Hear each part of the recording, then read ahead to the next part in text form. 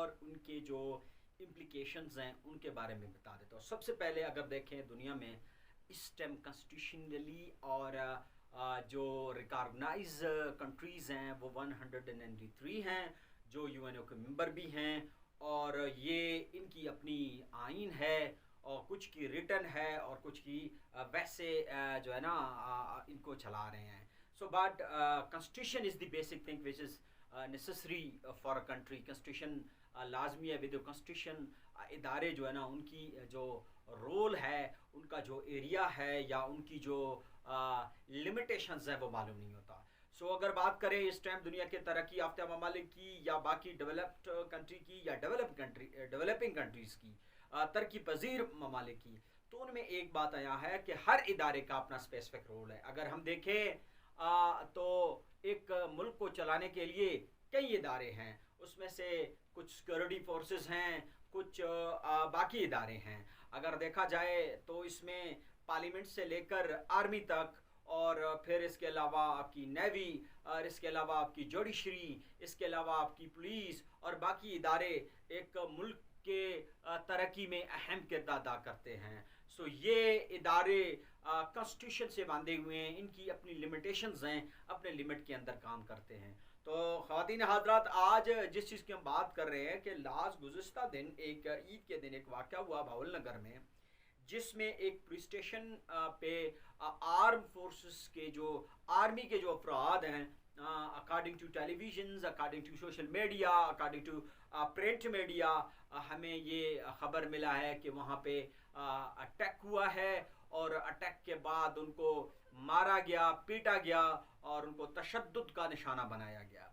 सो अभी एक बात सोशल मीडिया की जीनत बनी हुई है, इसमें डिफरेंट लोग जो है ना वो अपने नज़रिया पेश कर रहे हैं। कुछ कहते हैं कि एक्चुअली ये आर्म फोर्सेस जो है ना इनको नहीं करना चाहिए था, कुछ कहते हैं कि लोगों ने अच्छा किया, कुछ कहते हैं कि ये पुलिस जो है ना इनकी गलती है।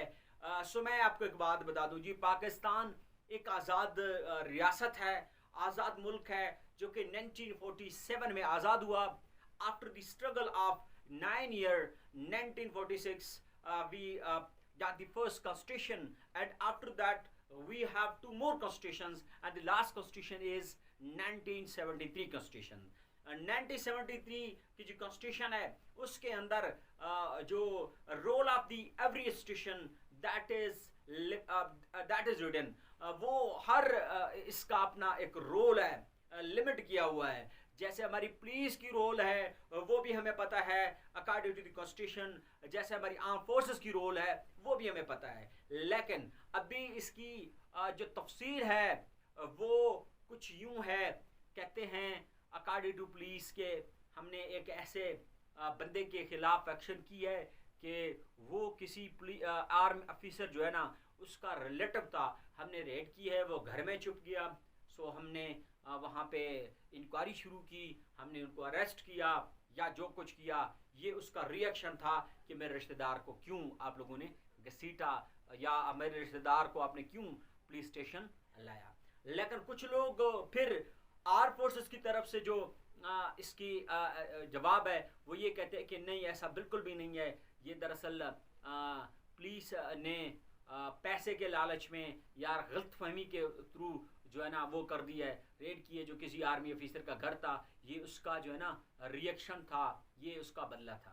तो अभी बात को मैं तफसीलन बयान करता हूँ जी। ये तो वो सुनी बातें हैं, लेकिन एक बात है, आज तक पाकिस्तान में जितनी भी पुलिस स्टेशन है वहाँ पे सिर्फ और सिर्फ गरीब लोगों को मारा गया, पीटा गया, उनकी चीखें आसमान तक बुलंद हो गया, लेकिन कोई भी उनको जवाब देने वाला नहीं था, कोई भी उनको जवाब देने वाला नहीं था।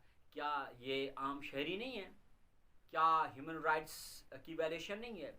क्या ये बाकी लोग इंसान नहीं हैं? ये पुलिस वाले के मार से सिर्फ ये गरीब लोगों को दर्द नहीं होता, या अमीर लोगों पे पाबंदी है इन पे इनको मारा ना जाए? सबसे पहली बात है कि पुलिस का रोल सबको पता है कि how the police is Pakistan में वेरी क्लियर। दूसरी बात है कि देखें, जब आर्म फोर्सेस की बात आती है तो आर्म फोर्सेस की एक लिमिटेड रोल है, that is concern to the border. Army का एक अपना रोल है जो कि बॉर्डर तक है, उसके बाद आर्मी की रोल ख़त्म हो जाता है, इसमें आर्मी का कोई काम नहीं है। अगर वाकई पुलिस वालों ने किसी आर्मी ऑफिसर के घर without any proof without any warrant red की है या जो है ना आपकी रूल की वायलेशन की है, so that should be prosecute करना चाहिए था, उसको अदालत तक ले जाना चाहिए था, उसकी जितना भी जिम्मेदार है उनको सस्पेंड करके अदालती इंक्वायरी करके उनके ऊपर जो है ना उनको फारिग किया जाता। लेकिन ये बात नहीं हुआ। क्यों जी, क्यों नहीं हुआ? हो सकता है कि जो आगे जो सोचने वाला था वो थोड़ा सा ताकतवर था, थोड़ा सा पावरफुल बंदा था, या उसको कॉन्स्टिट्यूशन की जो है ना पता नहीं था कि कॉन्स्टिट्यूशन के अंदर के क्या लिखा हुआ है कॉन्स्टिट्यूशन के अंदर। दूसरी, इसके अलावा एक और बात है, जब किसी भी मुल्क में इंस्टीट्यूशंस जो है ना वो आपस में स्टार्ट हो जाते हैं, आपस में लड़ाइयाँ करना स्टार्ट हो जाते हैं, या इंस्टीट्यूशन जो क्लैश है वो स्टार्ट हो जाता है, तो मुल्क तबाही और बर्बादी की तरफ जाता है। हमें पता है कि हमारे पुलिस का स्पेसिफिक रोल है, that is limited to city area, to secure the people, to give security to the people, to save the life and the property of the people, and to counter the crime को control and to control the crimes, counter करना और control करना। Well, the role of the armed forces to protect us from the external threats, especially in the border area. So ये security forces के जो है ना जो इदारे आपस में लड़ना स्टार्ट हो जाएं, फिर ऐसे मुल्क का क्या होगा और वो तो अल्लाह को पता है कि हमारे साथ फ्यूचर में क्या होने वाला है, हम कहाँ तक जा पहुँचने वाले हैं, ये भी अल्लाह को पता है। बहरहाल बात ये है कि इदारे अपने आप आपस में लड़ने से बेहतर है कि लोगों को इंसाफ दें, आपस में लड़ने के बजाय लोगों की जो खदशात हैं या लोगों के जो तहफ़्फ़ुज़ात हैं उनको दूर करें, या ऐसे करें कि आपस में इंटेलिजेंस शेयरिंग करें, सिक्योरिटी जो थ्रेट्स हैं उनको काउंटर करें बजाय आपस में लड़ने के। तो इसमें मैं दोनों को कसूरवार समझता हूँ, आर्मी भी कसूरवार है, पुलिस वाले भी कसूरवार हैं। इनको प्रोसिक्यूट किया जाए, जो अदालत तक ले जाया जाए, या इनको दरमियानी कोई ऐसा रास्ता हो कि इसको डिक्लेयर किया जाए, क्योंकि दुनिया में बायस से बदनामी हो रही है कि हमारी पुलिस इतनी कमज़ोर है और हमारी आर्म फोर्सेस अनकंट्रोल्ड हैं और इतने ताकतवर हैं। हम क्या मैसेज दे रहे हैं अपने दुश्मन को? हम अपने दुश्मन को ये मैसेज दे रहे हैं कि हमारी पुलिसिंग सिस्टम कमज़ोर है, हम ये मैसेज दे रहे हैं कि जो कुछ आर्मी चाहेगा वही होगा। दरअसल ये नहीं होना चाहिए था।